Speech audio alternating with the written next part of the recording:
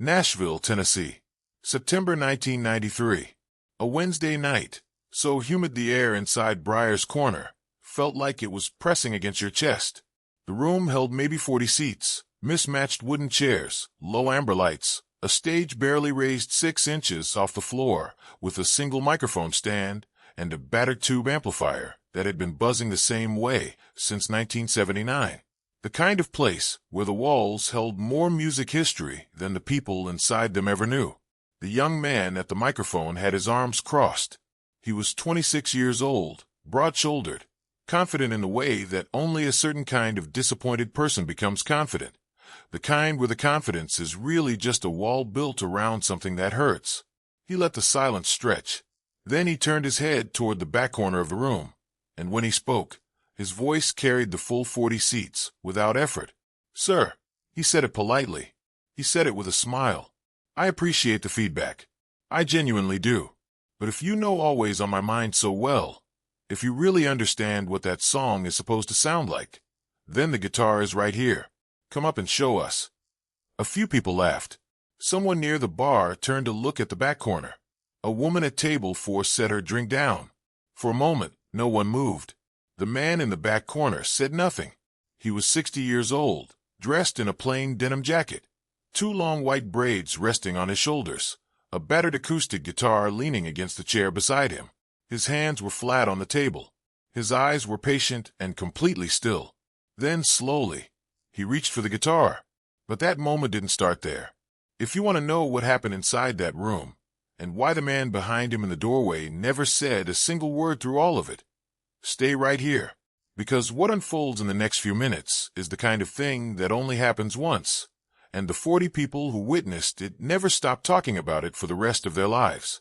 3 hours before that moment, Willie Nelson was sitting alone in Studio B on Music Row with the lights still on, and nobody left in the building. The recording session had ended early. His producer had a family dinner.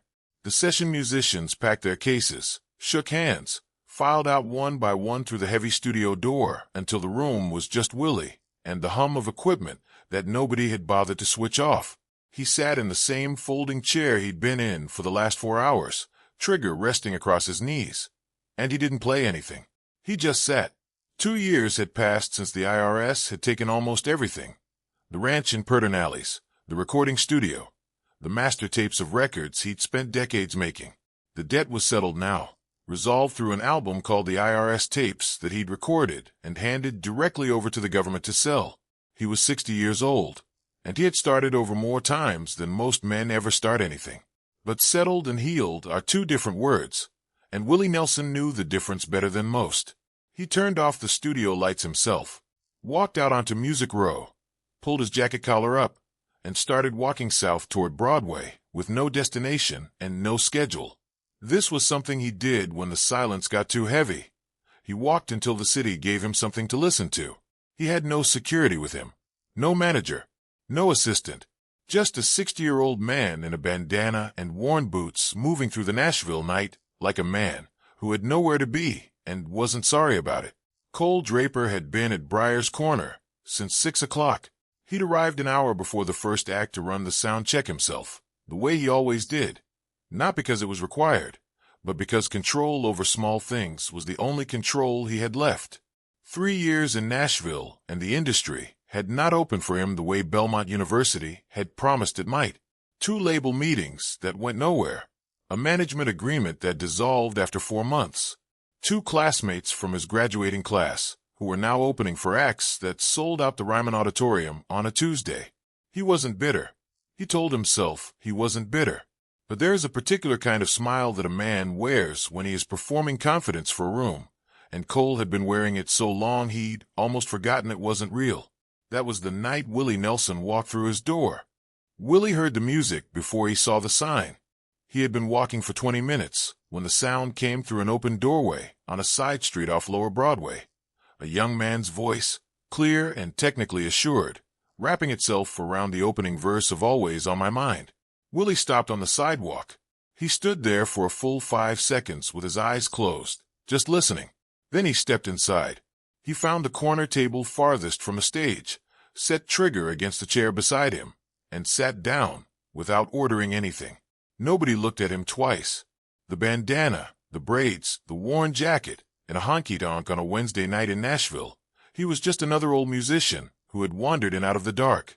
He had always loved that, the invisibility of an ordinary room.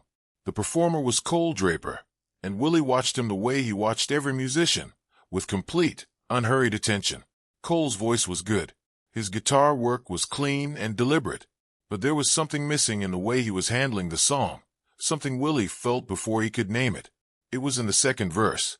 The phrasing was pulling slightly ahead of the chord, rushing, just barely, in a way that broke the emotional logic of the lyric. Always on My Mind is a song about a man confessing that he loves someone badly and can never go back.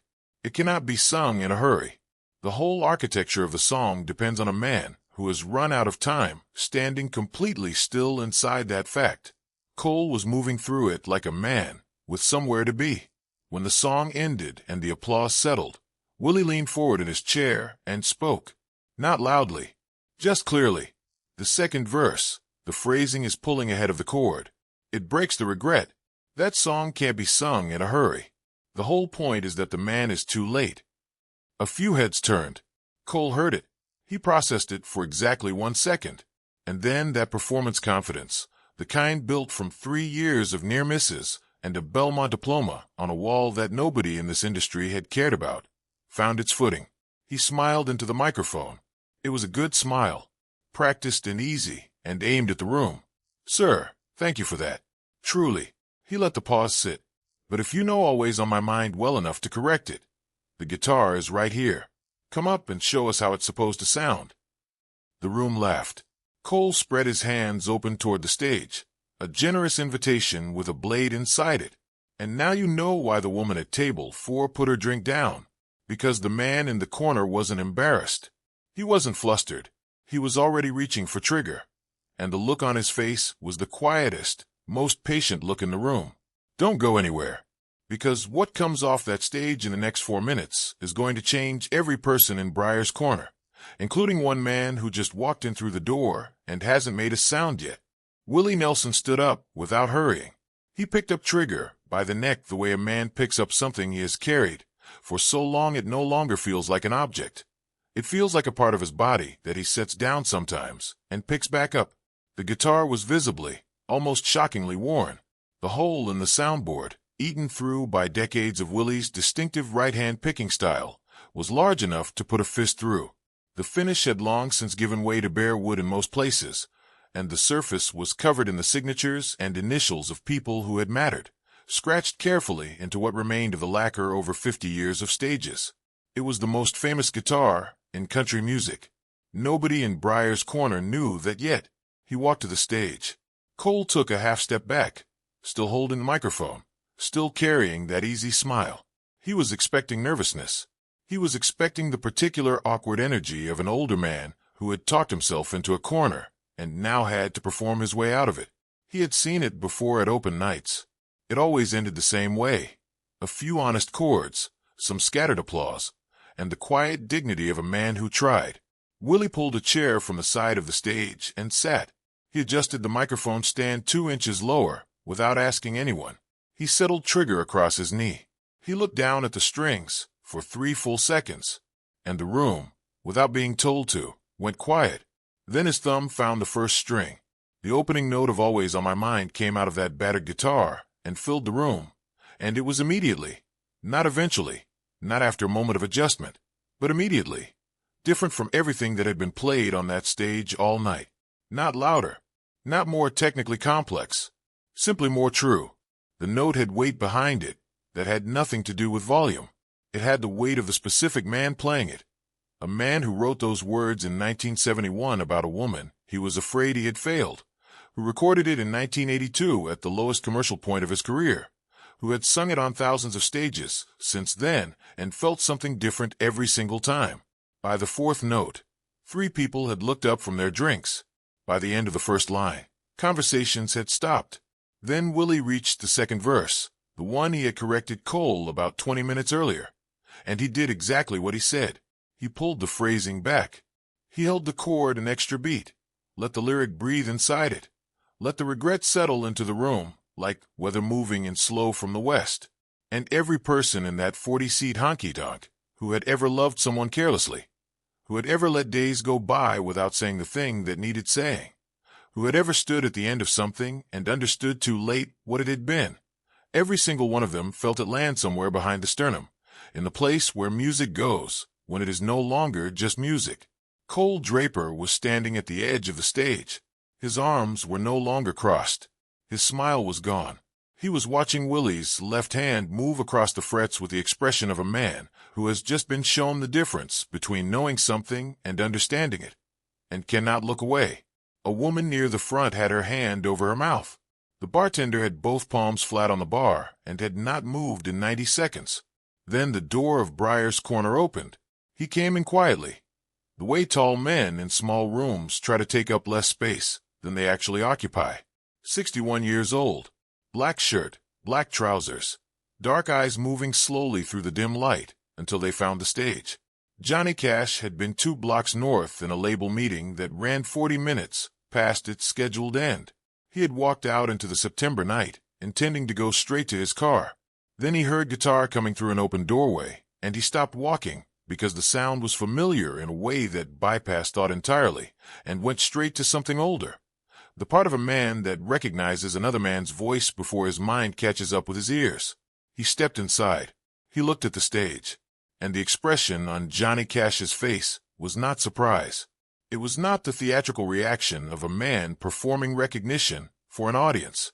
It was something quieter and more private. The look of a man watching his oldest friend do the thing they were both put on this earth to do.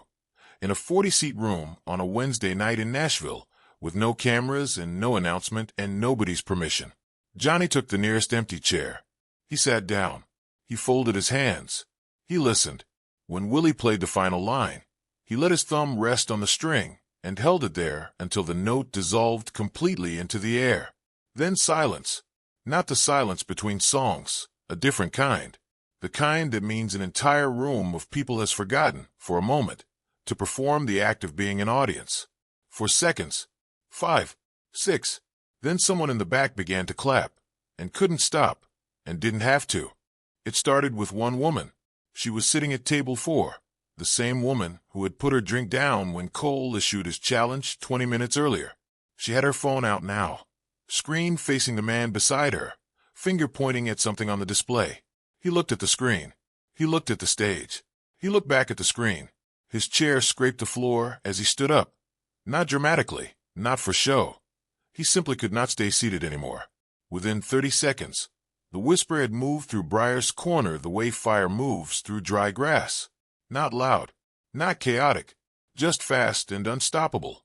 Table to table, person to person, each one passing it to the next with the stunned expression of someone who has just been told something their brain is refusing to process. Phones rose into the air across the room, not all at once, but in a wave. The way genuine shock moves through a crowd that hasn't rehearsed its reaction. The bartender finally lifted his palms off the bar. His eyes were wet. He had known for 45 minutes, and he had not said a word to a single person, because some moments deserve to arrive on their own. Willie sat triggered down against the side of the chair. He looked out at the room with the same patient, unhurried expression he had worn all evening, the expression of a man who has been recognized 10,000 times and has never once known what to do with it except be grateful and slightly embarrassed. Then someone near the door turned around. The second wave hit harder than the first, because Johnny Cash sitting in the corner in all black, hands folded, watching the stage with those dark and serious eyes. That was not something a person's mind accepted quickly. The phones that had been pointing at Willie swung toward the corner. Johnny raised one hand, just slightly, a small and quiet acknowledgement, and did not stand. He was not here to perform. He had not planned to be here at all. He simply was here, the way certain things simply are, without explanation or announcement. Cole Draper walked to Willie. He had no speech prepared. He extended his hand and opened his mouth, and what came out first was not words. It was the sound a man makes when something he cannot name has broken open somewhere inside him. Then, "I didn't know, sir. I'm sorry. I didn't know." Willie took his hand, held it. "Nobody's asking you to be sorry, son. Every man on this stage is standing on somebody else's shoulders. Now you know whose. Cole nodded. He couldn't speak again after that, but Willie had already turned. He was looking across the room at the 19-year-old girl who had sung Crazy 30 minutes ago. His song, the one he wrote, the one he gave away. And she was still in her seat, still holding her drink with both hands, with tears running quietly down her face. And Willie Nelson was already walking toward her. He pulled out the chair across from her and sat down the same way he had sat at the back corner table an hour ago, unhurried, without ceremony, like a man who had nowhere more important to be than exactly where he was. The room was still buzzing behind him. People were still moving, still talking, still holding phones in the air. None of it reached that corner table. It was as if Willie had drawn a quiet circle around the two of them, simply by sitting down. He leaned forward with his elbows on the table and spoke to her in a low voice. We don't hear all of it. We're not supposed to. But we see her face change. The crying slows, then stops, and something else takes its place. She starts listening the way people listen when they understand that what is being said to them will matter for the rest of their lives. What she remembered, years later, was this. He told her that Crazy was the hardest song he ever wrote, and the hardest song he ever gave away. He told her that every time he heard someone else sing it, he had to make a decision about whether it still belonged to him. And then he told her that the way she sang it that night, honest and imperfect and completely without protection, he had decided it belonged to both of them equally. Half his, half hers. That was the deal, if she wanted it. She said she wanted it. Across the room, Johnny Cash had moved to the corner table where Willie had been sitting when the night began. The bartender set 2 drinks down without being asked and walked away without a word. Nobody approached them. The room understood without being told that some conversations are not meant to be interrupted. Cole returned to the microphone for last call. He announced it quietly, without performance. Then he said only, I'm going to try one more tonight. He played an original, one nobody in the room had heard before, but something in it was different from everything he had played earlier. Something had been stripped away, and what was underneath it was honest and a little raw and entirely real. When he looked up from the final chord, Willie Nelson was still in his chair, still in the room, still listening, and nodding slowly, the way a man nods when he recognizes something true. Willie Nelson walked out of Briar's corner the same way he walked in, alone, unhurried, trigger in hand, braids over his shoulders, boots on the worn wooden floor. Johnny fell into step beside him at the door. 2 old men in black and denim stepping out into the Nashville night without announcement, turning left onto the sidewalk, disappearing into the dark the way ordinary people do after an ordinary evening. Except nothing about it had been ordinary, and everyone left inside that room knew it. Cole Draper continued hosting open nights at Briar's Corner for 2 more years. In 1995, he recorded his first independent EP, 4 songs, pressed on a small label, distributed regionally. It never charted nationally, but it was real in a way his earlier work had never been, and people who heard it said so. On the inside sleeve, under acknowledgments, he wrote 4 words. September 1993, Briar's Corner. No explanation. None was needed. Jessie Holt moved to Nashville the following spring. She performed for the next 30 years in rooms large and small, and she never once walked onto a stage without remembering what a 60-year-old man in a denim jacket had told her at a corner table, that a song can belong to 2 people at once, and that belonging to someone else doesn't mean it stops being yours. The bartender gave one interview about that night, years later. A local music journalist asked him what he remembered most. He didn't mention Willie. He didn't mention Cash. He said, the silence. Right before the applause. The whole room stopped breathing at the same time. 22 years behind that bar. Never happened before. Never happened since. Some nights just belong to the people who were there. If this story stayed with you, you already know why. Like, subscribe, and don't miss what's coming next.